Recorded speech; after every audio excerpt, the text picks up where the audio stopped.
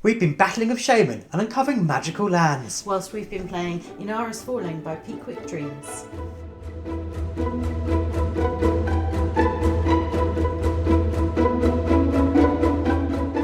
Hi, I'm Libby, this is Julian, we are BoxedMeeples, and we have been sent Ynaros Fallin by Piquant Dreams to have a little look at. But if you don't know anything about it at all, we'll give you a little overview now before we get into our 5 reasons why you might enjoy this game.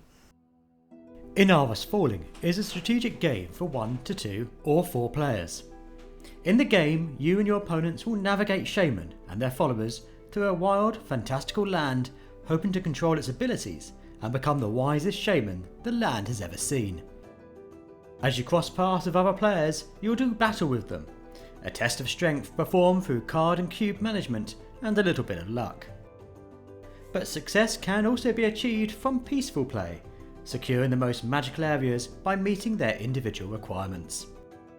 While the beautiful board may be intimidating, Ynaros Fallin is actually an accessible and simple game to play. Each turn has 3 phases. In the first phase, a player completes 2 actions. This can be drawing 5 cards to their hand, playing cards from their hand to boost their strength, moving miniatures around the board according to their strength, or utilising a magical crystal to control one of your opponent's characters that happens to be within your sight. In the second fate phase, players can discover and conquer magical lands, recruit new team members, and engage in magical battles. Once all this is done, in the final phase, a player can convert as many magical crystals they have acquired in earlier phases into experience points. Additionally, if they have remaining player pieces on red magical lands, they'll get an extra bonus. Once one player has completed their turn, another player may do theirs. The game will continue in this way until it ends when a player has 6 magical lands on their personal board, or when 3 magical land stacks are depleted on the main board. Then whichever player has the most experience points will win. For those playing a more aggressive game, you can also win the game instantly by making your opponent lose all their vital crystals. Ynaros Fallin is a fun mix of area control, tactical battles and card manipulation. It's initially an accessible game, but included in the box are additional expansion rules that will evolve the game to meet the demands of even the most seasoned of gamer. So hopefully that's piqued your interest in this game. Obviously everything that you have seen there is the prototype copy, so things might change, rules might change slightly before we get to the finished article, but this is what we have with the game at the moment. So should we get into it? What are our 5 reasons why we think that you might enjoy this game? What's great about Ynaros Fallin is the scalability you've got with the game. You can scale it for obviously different player counts, different duration, but also for different complexity. So what you've seen so far has been essentially the introductory mode, the novice mode, which has got very simple rules that anyone can kind of get a grasp on if you've played sort of games like Seven Wonders or games like that. But if you want to make it more complex, the game allows you to do just that. Yeah, we have in our rule book at the moment, there's sort of 3 different modes where you kind of add elements in, take elements out, depending on the complexity you want. Each one gets that little bit harder, a little bit more complex, which just gives you that variety depending on who you're playing with or whether you've played it quite a bit and now you want a bit of a step up and a change. And then there's also an expansion that will be coming as well. Yeah, the expansion adds 2 more modes onto that 2-player mode, so you can actually end up with a really complex, thoughtful, demanding game. Not ideal for beginners, but by that point you want something that's going to really stretch you. And also, this expansion adds significantly to the solo mode, which is another reason why you should be paying attention to this game.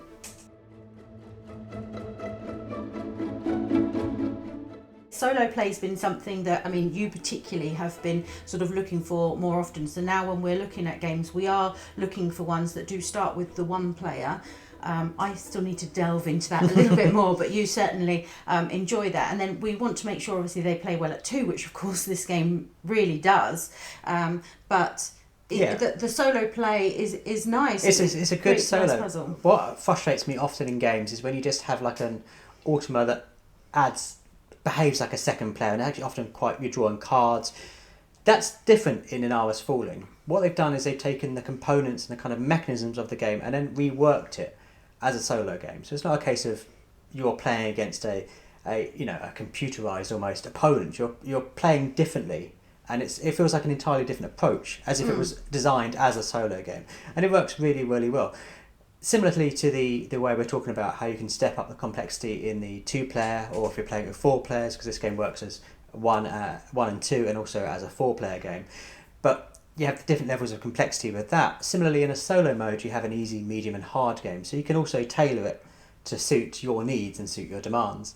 And it's an engaging game. It's not a short game. It plays quite extensively, and as we said here with expansion, that really then builds on a great solo campaign. And it's unusual that you have a game like this that works brilliantly as a solo mode, even though it was initially planned out to be a kind of 2-player dueling game.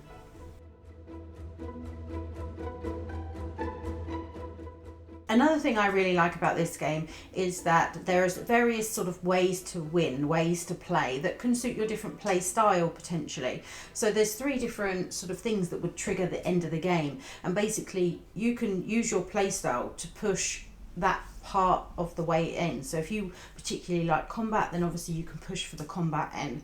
If you want to go and focus on the magical lands, then you will be playing a slightly different type of game. Yeah, we've played this several times 2-player, and each time I've tried to play it slightly differently. There's ways you can have sort of multiple troops on a map and play it sort of kind of as almost like an area control game by focusing on getting your followers on the board as well, or just upgrading your followers so you have lots of shaman on the board. You can play it so you're kind of controlling the magical lands, hogging those red ones, generating resources each turn. So it's often strategic. It does feel a bit like an area control game, but also you're doing your deck management, and whether the game ends because you've focused on unearthing those lands and clearing the board of 3 of those, or focused on getting your lands on your board. Yeah. It can really change the approach you have when you're playing it. Yeah, I remember one of the games that Julian, you particularly were trying to get as many of your little workers out, and you were racing them basically to get to my base camp point where you can do some actions. And the previous game we hadn't really done that. Maybe I think one of us had got there towards the end of the previous game, but we'd focused on other things. We'd done combat, we were trying to look at the different lands, but in this one as well, the lands that you have, they might be more relevant for different points within the game. So the second game we had, a lot of the lands that came out on the top required you to have 2 shaman. So there was a race for us to be getting the shaman in order to then start that sort of engine of the game working. So up until that point, we were then looking on doing different things alongside making sure we were getting that shaman. So it completely changed the gameplay. And obviously you can do that because what lands come out, or because that's your play style. And because you can focus on 2 different actions on your turn, you can really use those to focus on your game style. For example, you could do 2 movements and just get across the board really quickly. Or you've got that control action, which is really great, because then you can spend half of your turn just stopping your opponent from being able to do much. Crippling them for future combat, or indeed just taking some of their resources. And it's that flexibility, that different approach. It means each time you play it, even if you just stick to the kind of basic novice level, each time you play will feel differently, because there's enough kind of random elements that come up that change just the nature of the game. Yeah, and another thing that we haven't covered is the card element, because when the combat does come up, they become quite important. And so whether you have taken the time out in previous terms to be able to build that hand and make it look healthy for your colour or not will also affect how the game plays and whether you'll be pushing for combat or you won't. So yeah, you can play it entirely friendly and not have any battles, but you probably want to have some battles, because the battles in this are fantastic.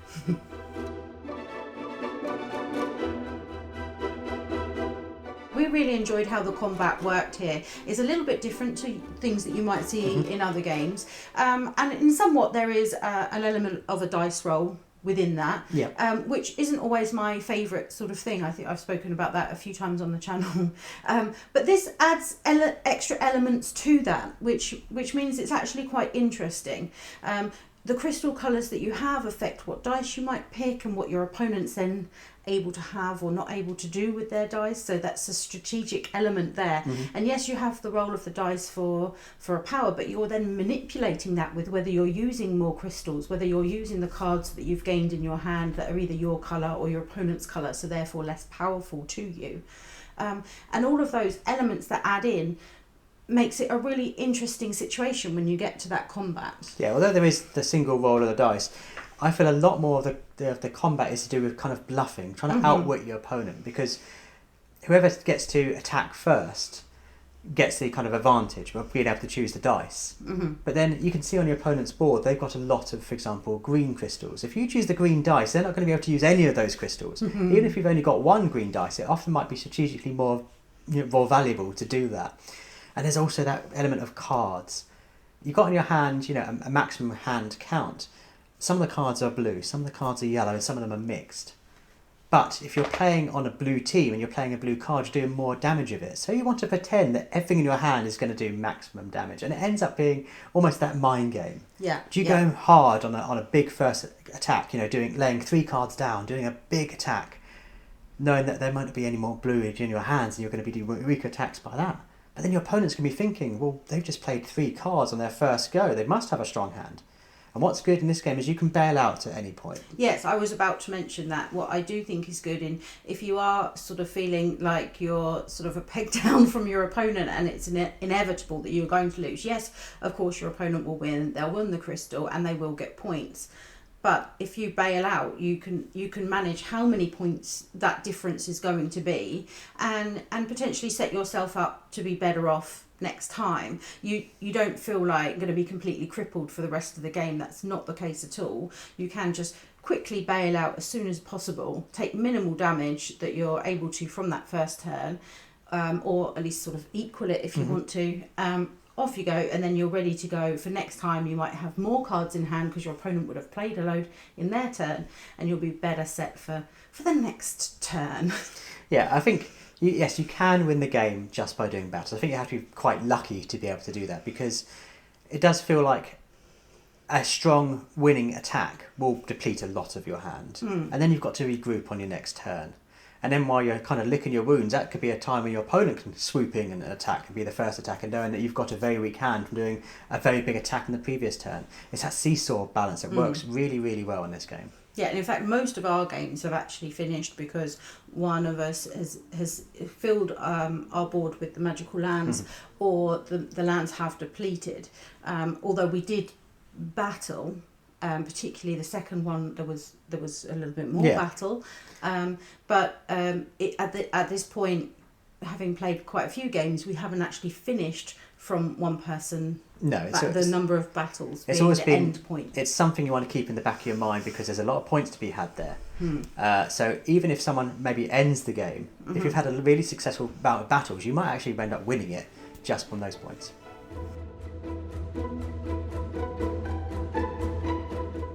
You've probably already seen, but this game looks really nice on the table. It's a bit of a beauty. Everything from the art, with the lovely little kind of shaman creatures moving around on the board, all looks magical and exciting and colourful. It's not a beige game. This is a beautiful, stand out on the table, glorious looking game. Yeah, I mean, I'm not a pink player girl, but I know that there are lots of people that do really love that, and the box is so unusual because it does have the colours you don't often see in gaming, and it just makes it really draw into your eye. But one thing that I really loved about the pieces and things that we had here is ours was the deluxe version, a prototype of, but the deluxe ones, and ours have the masks that go onto the meeples that make them into shaman. That was just so joyous. I mean, you as you're managing to upgrade them, you just slip on their little mask, and then they're all of a sudden shaman. It's brilliant. The miniatures in this game are lovely.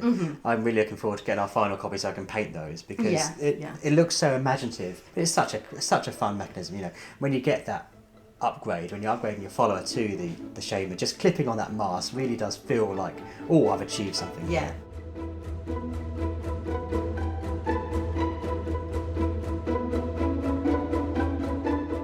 Now that's been 5 reasons why we really enjoyed the game, and if you've seen something you like here, do check out the Kickstarter for Ynaros Fallin. You'll find a link to that down in the description.